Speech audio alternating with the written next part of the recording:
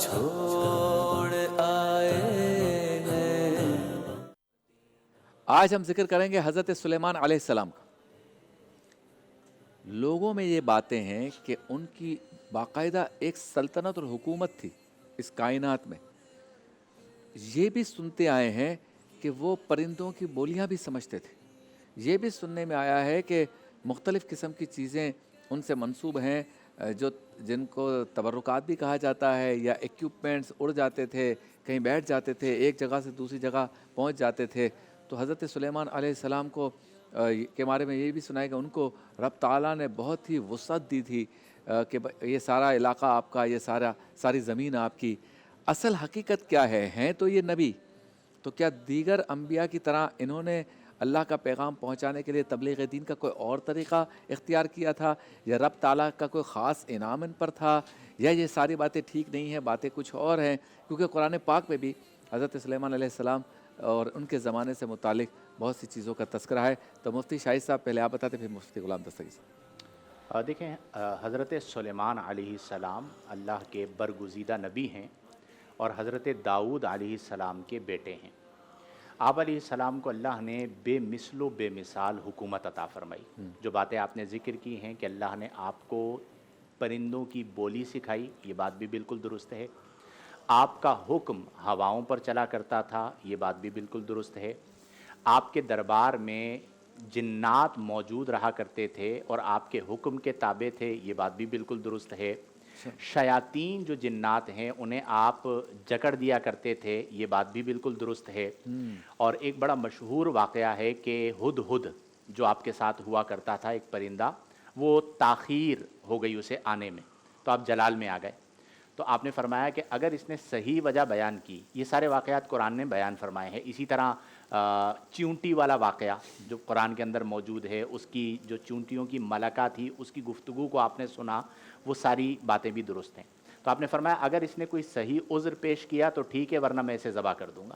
اچھا، اور اس کی ڈیوٹی یہ تھی کہ وہ آپ کے دربار میں حاضر رہا کرتا تھا تاکہ کسی ایسے مقام پر پڑاؤ ہو جہاں پر ظاہراً پانی موجود نہ ہو، تو ہدہد جو ہے وہ پانی کا پتہ دیتا تھا، چونکہ زمین کے اندر تک وہ چیزوں کو دیکھ لیتا ہے، پانی کو دیکھ لیتا ہے۔ صحیح۔ تو وہ تاخیر سے آیا اور اس نے وجہ بیان کی کہ میں ایک ملکہ کو دیکھ کر آیا ہوں جس کا نام بلقیس بیان کیا جاتا ہے، اور یہ اس کی شان ہے۔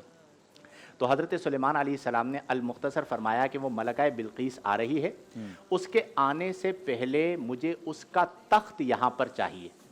اب آپ طاقت دیکھیے، حضرت سلیمان علیہ السلام کو اللہ نے کتنی قوت عطا فرمائی۔ تو آپ کے دربار میں جو جنات تھے، ان میں سب سے جو خطرناک جن، طاقتور جن ہوتا ہے، اسے کہا جاتا ہے عفریت۔ ہمارے یہاں بھی کہا جاتا ہے عفریت آ گیا۔ تو قرآن کہتا ہے قال عفریت من الجن انا آتیک بہ قبل ان تقوم من مقامک، کہ آپ مجھے حکم دیجئے، میں اس کے تخت کو یہاں پر لے آؤں گا قبل اس کے کہ آپ اپنی جگہ سے کھڑے ہوں، یعنی آپ کی مجلس برخاست ہونے سے پہلے اتنی جلدی اس کا تخت لے آؤں گا۔ اور وہ تخت کتنا بڑا تھا؟ 40 گز لمبا اور 40 گز چوڑا، کوئی چھوٹا سا تخت نہ تھا۔